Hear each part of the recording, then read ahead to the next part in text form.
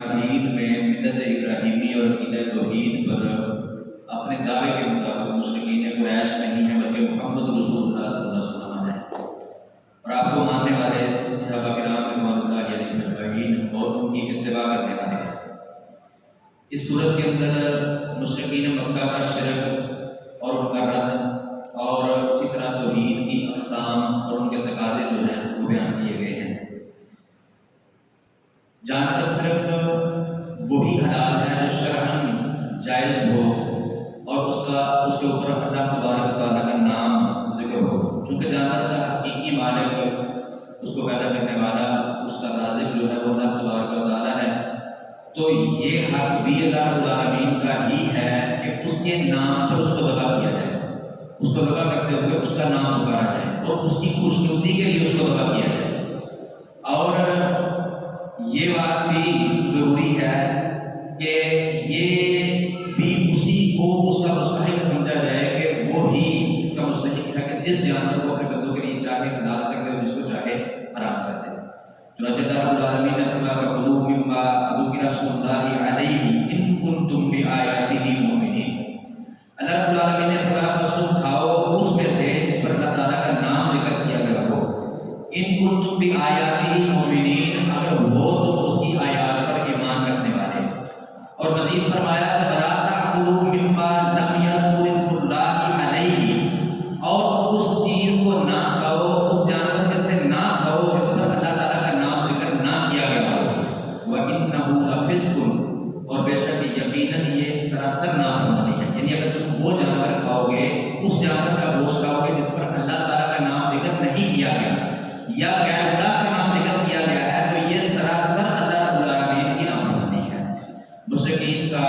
مال مویشی اور اولاد کو بتوں کے نام پر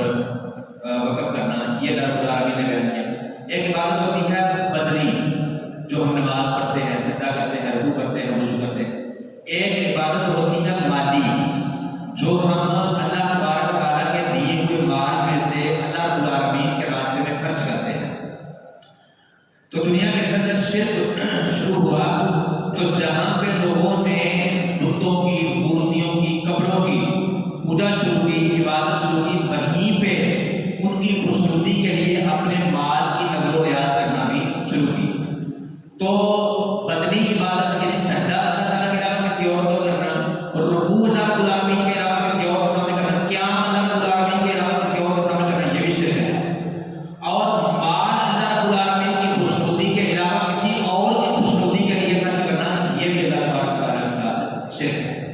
تو وہ بدنی عبادت میں بھی شرک کرتے تھے اور مالی عبادت میں بھی شرک کرتے تھے۔ مالی عبادت میں شرک کیسا کرتے تھے کہ وہ جو اللہ تعالیٰ کی دی ہوئی زمین میں سے، کھیتی میں سے جو بھی وہ بوتے تو جو ان کو ملتا، جو پھل آتا، وہ اس کے حصے بانٹا کرتے تھے، اس کے حصے کیا کرتے کہ یہ حصہ میری ذات کے لیے، میرے بچوں کی پرورش کے لیے ہے، اور یہ فلاں حصہ جو ہے یہ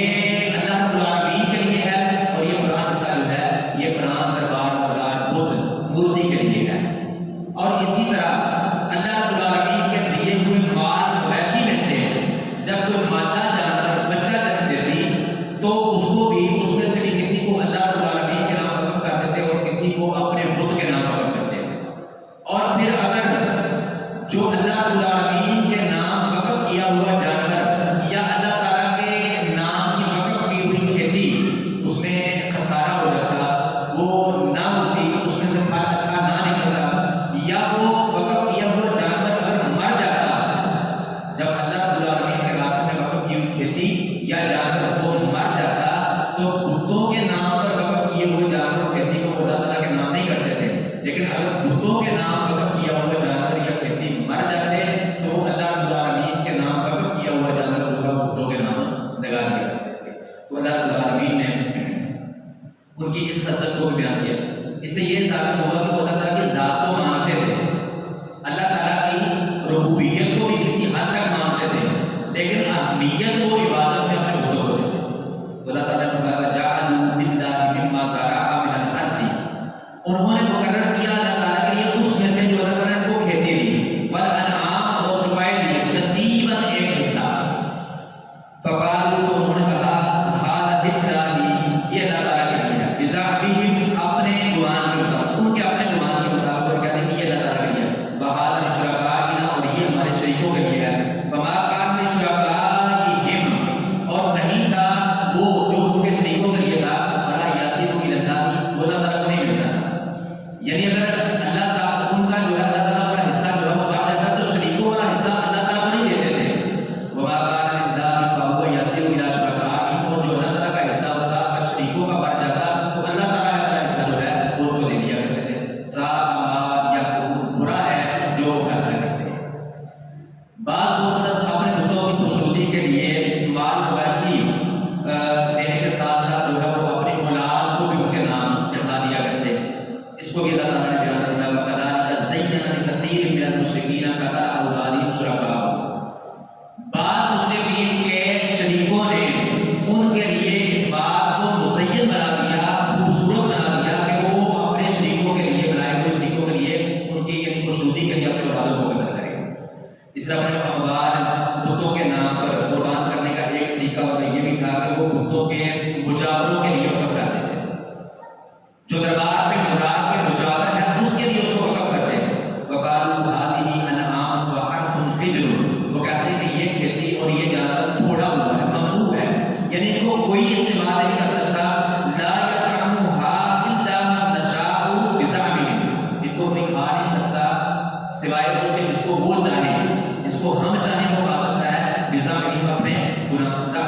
گمان کے مطابق، وانعام حرمت ظہورها، اور کئی چوپایوں کی پشتیں انہوں نے حرام کر رکھی تھی کہ ان پر کوئی سواری نہیں کر سکتا، وانعام لا یذکرون اسم اللہ علیہا افتراء علیہا، اور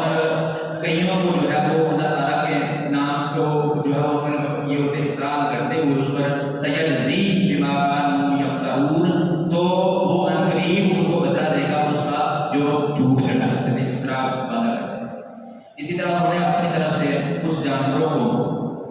مردوں کے لیے حلال اور عورتوں کے لیے حرام کرا دیا ہوا تھا۔ اللہ رب العالمین نے فرمایا قالوا ما فی بطون هذه الانعام، وہ کہتے ہیں کہ ما فی بطون هذه الانعام، جو ان چوپایوں کے بدنوں میں ہے، یعنی حاملہ اونٹنی، حاملہ گائے، حاملہ بکری کو دیکھتے تو اس کو کہتے ہیں جو اس کے پیٹ میں ہے خالصۃ لذکورنا، یہ ہمارے مردوں کے لیے خالص ہے، ومحرم علی ازواجنا، اور ہماری بیویوں پر یہ حرام کیا گیا ہے، وَإِن يَكُن مَيْتَةً، اور اگر وہ مردہ ہوتا، اگر وہ زندہ ہوتا تو کہتے ہیں عورتوں پر حرام ہے اور مردوں پر یہ جائز ہے، اگر وہ مردہ ہوتا تو کہتے ہیں فَهُمْ فِيهِ شُرَكَاءُ، اس میں سارے شریک ہیں، یہ مردوں کے لیے بھی حلال ہے اور عورتوں کے لیے بھی حلال ہے، تو حلال اور حرام کسی چیز کو کرنے کا حق جو ہے وہ اللہ تبارک و تعالیٰ کا ہے، لیکن وہ اپنی مرضی سے جس چیز کو چاہتے اپنے لیے حلال، جس کو چاہتے اپنے لیے حرام کرا دیتے ہیں۔ اسی طرح اللہ تبارک و تعالیٰ نے اس کے بعد جو ہے وہ عشر ادا کرنے کا حکم دیا، اللہ تعالیٰ نے فرمایا کہ وَآتُوا حَقَّهُ يَوْمَ حَصَادِهِ، یعنی جس دن تم فصل کو کاٹو گے اسی دن اس کا جو ہے وہ حق ادا کرو۔ اس کے بعد یہود پر اللہ تعالیٰ نے داخل والا جانور، حلال جانوروں کی چربی جو ہے وہ حرام کر دی، اس کا ذکر کیا، حرام چیزوں کی ایک فہرست جو ہے وہ یہاں پہ اللہ تعالیٰ نے بیان کی کہ اللہ رب العالمین نے شریعت میں حرام چیزوں کی ایک فہرست اس صورت میں جو بتائی ہوئی ہے کہ میں کہہ دے کہ میں پڑھوں گا جو تم پر اللہ رب العالمین نے حرام کیا ہے، اس کا تاکیدی حکم ہے کہ تم اللہ تعالیٰ کے سوا کسی کو عبادت کے لائق نہ سمجھو، یعنی اللہ تعالیٰ کا کسی کو شریک نہ بناؤ، شریک بنانا اللہ تعالیٰ نے حرام کرا دیا۔ ماں باپ کے ساتھ بر کرو، احسان کرو،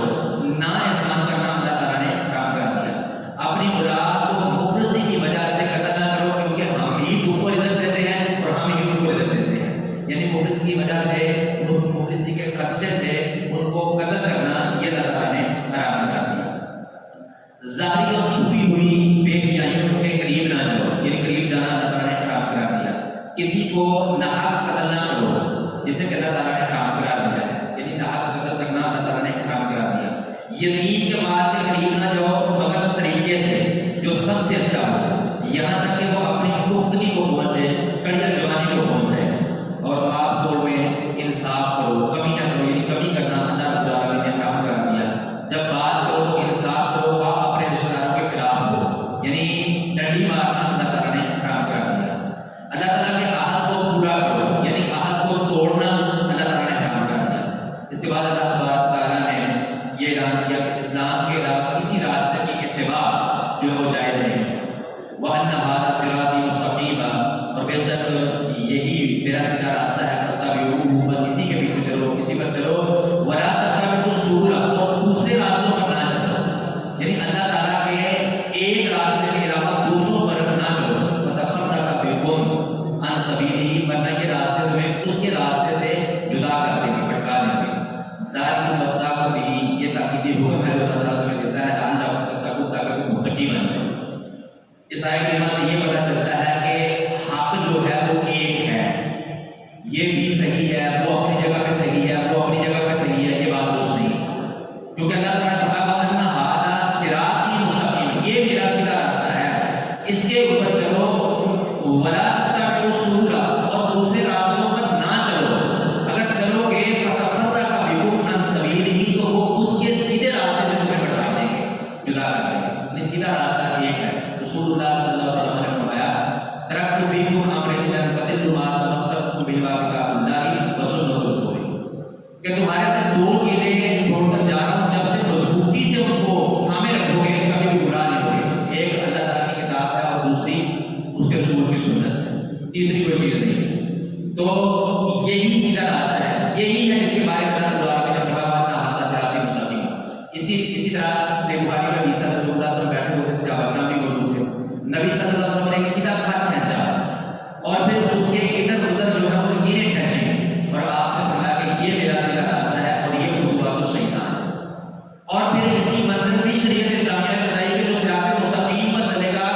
اس کی منزل اس کے اینڈ پہ اللہ تعالیٰ کی جنت ہے اس کی نعمتیں ہیں. اور جو خطوات الشیطان پہ ڈنڈیوں پہ چلے گا شیطان کی ڈنڈیوں پہ چلے گا ان کے سب کے آگے جو ہے وہ جہنم کے گڑھے ہیں. تو لہٰذا اختیار اللہ تعالیٰ نے دے دیا بتا بھی دیا اور اختیار بھی دے دیا کہ جس راستے کو چاہتے ہو چوز کرو. اس کے بعد نیکیوں کا اجر اللہ رب العالمین نے جو ہے وہ بیان فرمایا. یہ اللہ تعالیٰ کی اتنی رحمت ہے امت مسلمہ پر اتنی زبردست رحمت ہے کہ اللہ تعالیٰ نے کہا من جاء بالحسنۃ فلہ عشر امثالها جو بندہ ایک نیکی لے کر آئے گا اس کے لیے اس کے بدلے میں 10 ہیں یعنی بدلے میں 10 نیکیاں اس کی لکھی جائیں گی. ایک نیکی کا بدلہ 10 نیکیاں اللہ رب العالمین عطا فرمائے گا. ومن جاء بالسیئۃ اور جو بندہ ایک گناہ کے ساتھ ایک برائی کے ساتھ آئے گا فلا یجزا الا مثلها تو اس کو بدلہ نہیں دیا جائے گا مگر اسی کی مثل. برائی کا ایک ہی بدلہ ایک برائی ایک گناہ ایک نیکی 10 نیکیاں. بلکہ صحیح بخاری اور مسلم کی حدیث کے مطابق رسول اللہ صلی اللہ علیہ وسلم نے فرمایا کہ بے شک اللہ تعالیٰ نیکیوں کو بھی لکھتا ہے اور برائیوں کو بھی لکھتا ہے. رسول اللہ صلی اللہ علیہ وسلم نے فرمایا کہ اللہ رب العالمین فرماتے ہیں حدیث قدسی ہے کہ بندہ نیکی کا ارادہ کرتا ہے پھر اس پر عمل نہیں کر سکتا تو اللہ تعالیٰ کام مکمل نیکی اس کی نیکی کے ارادے کی جو ہے کام مکمل نیکی اس کے نام پاک میں لکھ دیتے ہیں. اور اگر وہ نیکی کر لیتا ہے تو اللہ تعالیٰ 10 یہ تو پکی ہیں یہ دلیل ہے من جاء بالحسنۃ فلہ عشر امثالها 10 تو پکی ہیں. ہم 5 نمازیں پڑھتے ہیں تو ثواب 50 کا بنتا ہے ایک بعد 10 کے برابر 10 تو پکی ہیں. رسول اللہ صلی اللہ علیہ وسلم کسی کی یعنی اس کی نیت اس کی للہیت اس کا تقویٰ اس کی خشیت الہی جتنا وہ گھٹ ڈالے گا اتنا میٹھا 10 تو پکی ہیں. اگر اس کی محنت بہت اچھی ہے تو رسول اللہ صلی اللہ علیہ وسلم نے فرمایا پھر الی اضعاف کثیرہ کئی گنوں ایک پہلے فرمایا کہ 700 گنا پھر فرمایا الی اضعاف کثیرہ کئی گنا بڑھا کر اللہ رب العالمین سے نام بعد میں لکھ دیتے ہیں. لیکن جب کوئی برائی کرتا ہے برائی کا ارادہ کرتا ہے ابھی وہ کر نہیں سکتا تو اللہ تعالیٰ مکمل نیکی وہ برائی کا ارادہ ترک کرنے میں خشیت الہی کی وجہ سے اللہ تعالیٰ کے ڈر کی وجہ سے وہ جب ترک کر دیتا ہے چھوڑ دیتا ہے تو اللہ تعالیٰ مکمل نیکی وہ ارادہ ترک کرنے کی اس کے نام بعد میں لکھ دیتے ہیں. اور اگر وہ برائی کر دیتا ہے تو پھر 10 نہیں 7 5 6 2 نہیں ایک برائی اسی کا بدلہ جو ہے اس کے نام بعد میں لکھا جاتا ہے. اس کے بعد اللہ رب العالمین نے مسلمانوں کی زندگی اس کی تمام تر سرگرمیاں حتیٰ کہ موت بھی جو ہے وہ اللہ رب العالمین کے نام قرار دی کہ جو صحیح مسلمان ہے جو اللہ رب العالمین کا صحیح معنوں میں مومن بنتا ہے اس کی زندگی کیسی ہونی چاہیے. قل ان صلاتی و نسکی و محیای و مماتی للہ رب العالمین یعنی اس کی مالی عبادت اس کی بدنی عبادت قل ان صلاتی، کہہ دیجیے بے شک میری نماز، و نسکی اور میری قربانی، و محیائی اور میری حیات، و مماتی اور میری ممات، میرا مرنا، سب کچھ للہ رب العالمین، اللہ رب العالمین کے لیے۔ یہ بندے کا زندہ رہنا اور مرنا، بندے کی صلاۃ بدنی عبادت اور قربانی مالی عبادت، سارا کچھ اللہ رب العالمین کے لیے ہو، یہ اللہ تبارک و تعالیٰ کو مقصود اور مطلوب ہے۔ اللہ رب العالمین سے دعا ہے کہ کتاب و سنت کو صحیح معنوں میں سمجھنے، عمل کرنے اور دوسروں تک پہنچانے کی توفیق عطا فرمائے۔ وما توفیقی الا باللہ۔